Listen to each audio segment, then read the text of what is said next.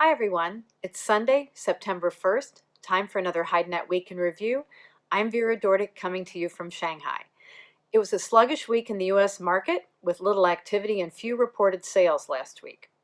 Many suppliers had already started their travels ahead of the Shanghai Fair, and speaking of which, all eyes are on ACLE, which starts on Tuesday. Typically what happens at and around the fair is a good indicator of what business is going to be in the near term, whether or not that business is actually conducted at the fair. In the U.S. market, packers were still offering very little in the way of popular steer selections, and they were still insisting on steady or better pricing, which was not very popular with the buyers, many of whom opted not to purchase last week. With regard to heavy Texas steers, once again, very little trading was reported. After last week's easing, the sales price popped back up to the previous period's high of $28 for 62-64 pound averages. Looking at the cow sector, unfortunately, there's nothing new to report there. With regard to U.S. slaughter, the week is estimated at 644,000, down just 10,000 hides from the previous week. Export sales for the week ending August 22nd were just 424,900, which is better than the previous report, but still nothing to write home about. Shipments were 479,200, which is also far from stellar.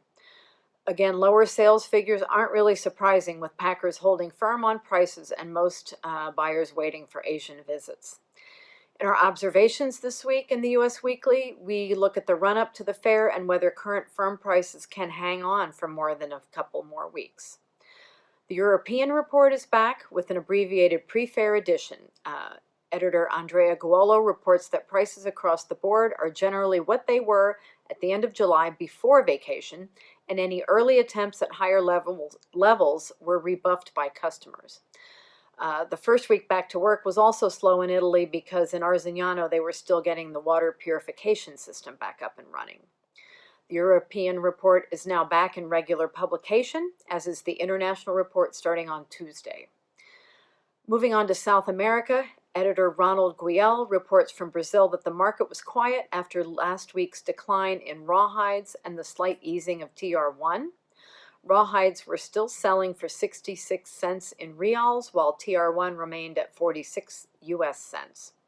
The main news item involving Brazil this week was the announcement by VF Corporation in the U.S. that it would no longer buy leather from Brazil until sustainability could be demonstrated and the burning of the Amazon rainforest was halted. Initially, there was indication that 18 major brands were stopping purchasing, but sources backtracked from that number and the list of brands that were doing so. In news from elsewhere in Latin America, Argentina is still beset by economic woes, with the peso taking a major slide this week, driven down by reports on negotiations between the government and the IMF. From Mexico, we have reports on the Zapica Footwear Fair, which took place last week, as well as items on Bolivia, on footwear imports, as well as new taxes on those that aim to protect the country's production sector. So that's all we have for today. This week we'll be posting daily videos on ACLE here in Shanghai, so watch this YouTube channel for those each day. So until opening day on Tuesday, good night from HideNet.